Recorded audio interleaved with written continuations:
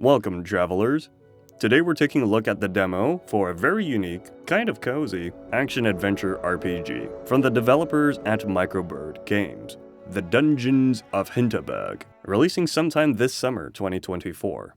In this game, you play as Louisa, a burnt-out law trainee on vacation from her corporate life in a new tourist hotspot in the Austrian Alps, with the aim to conquer all the Dungeons of Hinterberg. It's essentially set in an alternate version of Earth, where magic and monsters exist.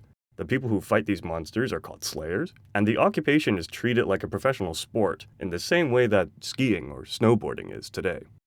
The demo starts out on Louisa's 7th day in Hinterberg. You and your friend Alex are chatting over breakfast. Alex asks you what kind of traveler you are, and it's here you're presented with your first dialogue options. This doesn't seem like one of those games where your choices matter, like one of those Telltale games for example, but it's a nice way to channel your own personality through Louisa. Alex then switches the topic to dungeons, and asks where you're planning on going for the day. This introduces you to a map of the areas you're able to travel to and explore. Each area represents a different biome, and each of those have several dungeons of varying difficulty for you to conquer. The only choice we're given in the demo is Kolmstein, the icy glacier biome, so that's where we're setting off for the day. The clock hits noon, you arrive at Kolmstein, and here, the demo really begins. You meet other tourists, get introduced to the basic combat mechanics. It's just your simple light attack, heavy attack, and roll. You get the drill. You learn about special moves called attack conduits, how to maneuver around the world, but more importantly, your first encounter with magic.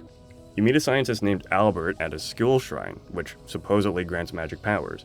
Albert explains to you that you sort of just walk up to the thing and it just happens.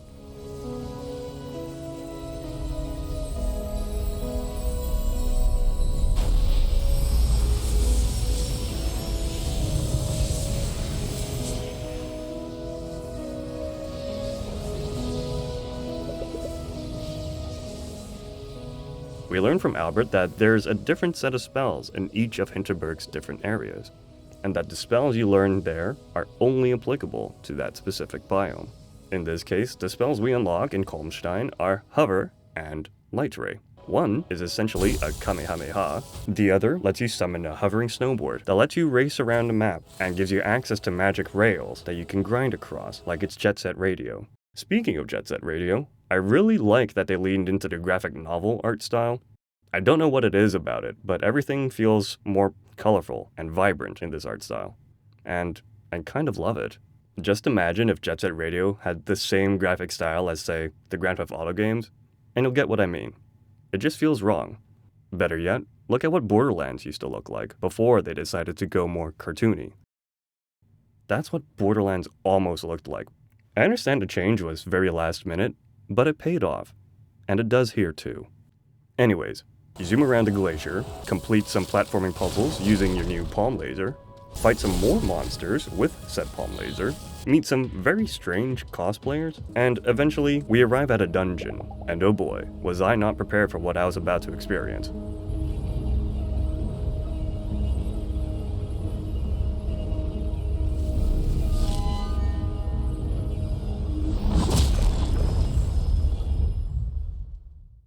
If you're anything like me, you'd imagine a fantasy dungeon to look like caves, abandoned mines, ruins, or some other setting that's dark or indoors. Maybe it's some portion of the biome that is simply sectioned off by a loading screen.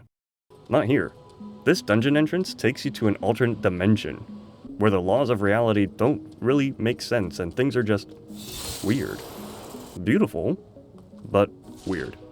I didn't know what to expect, but it definitely wasn't grinding on magic rails between microplanets.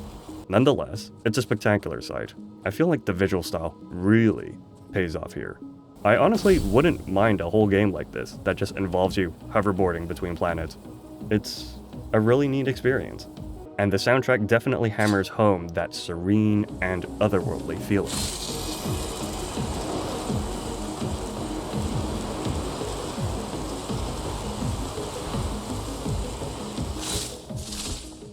While we're on the subject, the game sounds great. Not only in the soundtrack, but also in the sound design. Everything is given a sense of weight and presence within the world. Just listen for a second.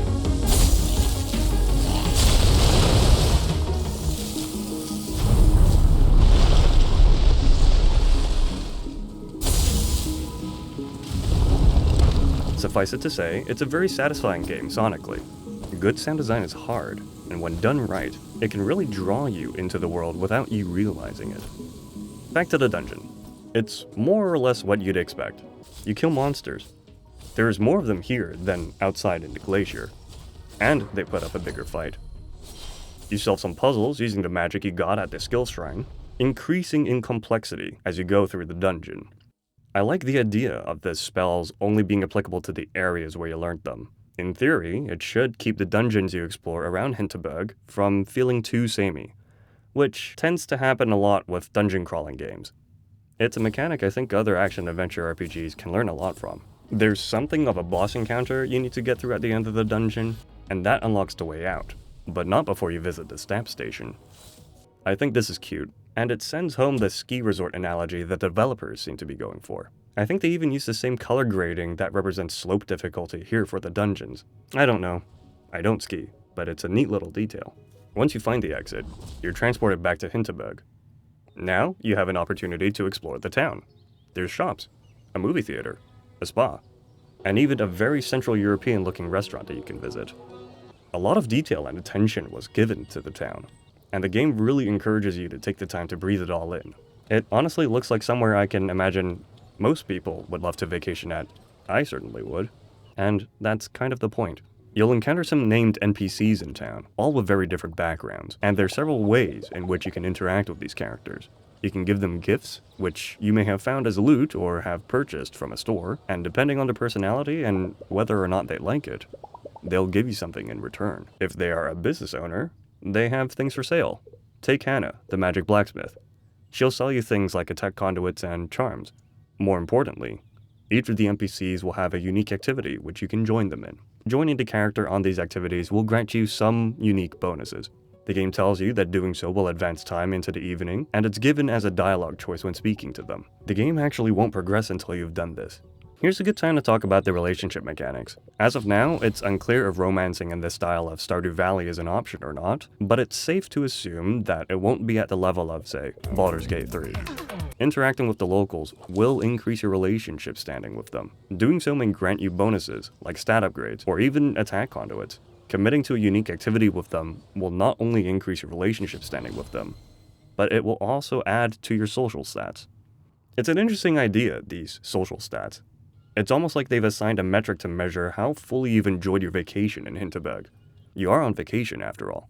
They do also play a role in controlling what you have access to. For instance, there's a professional slayer in town who you can speak to, but you can only initiate a unique interaction with them if you've increased your renown. One of the first people you run into is a content creator named Kai. You'll find them outside the tavern. By doing his unique activity, you essentially sign up to being interviewed for his vlog. The subject matter? How to ensure one is always having a good time. Filming the vlog with Kai did take me to the end of the demo, but I was able to load back into when I just finished the dungeon, allowing me the chance to hang out with a different local. Even though these unique interactions don't seem to involve anything beyond dialogue bubbles with different backdrops, at least in the demo, there is a surprising amount of depth in these conversations that I really appreciate. They each give a glimpse into life at Hinterberg, and I found some of them disarmingly relatable. Not in a personal sense per se. I'm not sure how to describe it. Maybe relatable isn't the right word here. It reminds me of a saying I once heard with regards to script writing. It goes something along the lines of, if you want to learn how to write good dialogue, get on a bus and eavesdrop. It's like that. The dialogue is natural and believable, and it feels very grounded in the world of Hinterberg, which really isn't that different from our own. It's a really hard thing to achieve, especially in a video game, let alone a screenplay. Kudos to the writing team. I did find myself hoping to hear some voiceover, but only for a moment.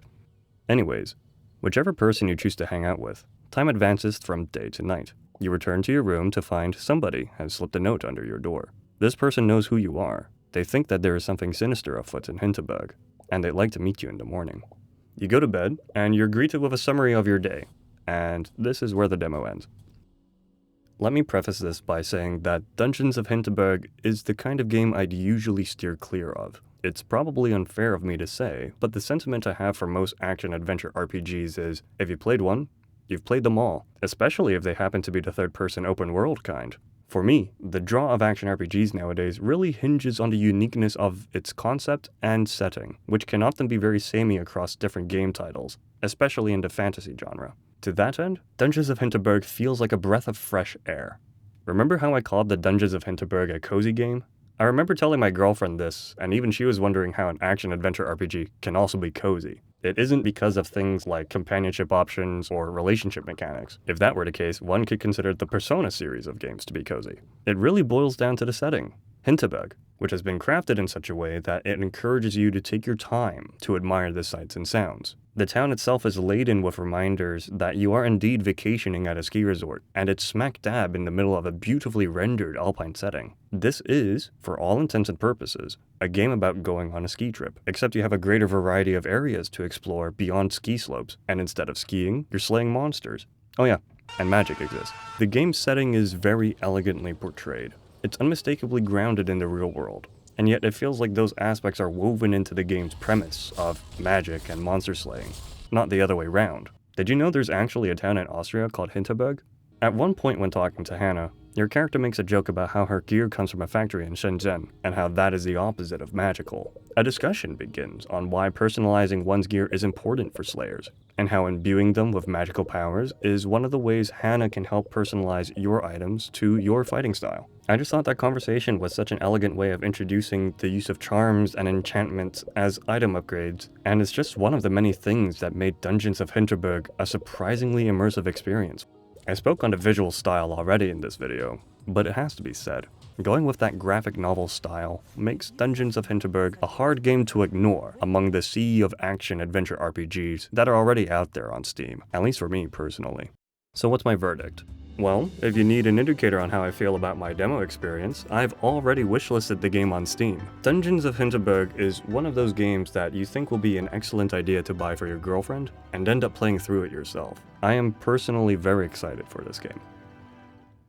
As of recording, Steam Next Fest has just ended, but many of the games that were showcased still have demos available. The next few uploads on this channel are going to feature gameplay from some of those demos, in a series I'm calling the Demo Derby.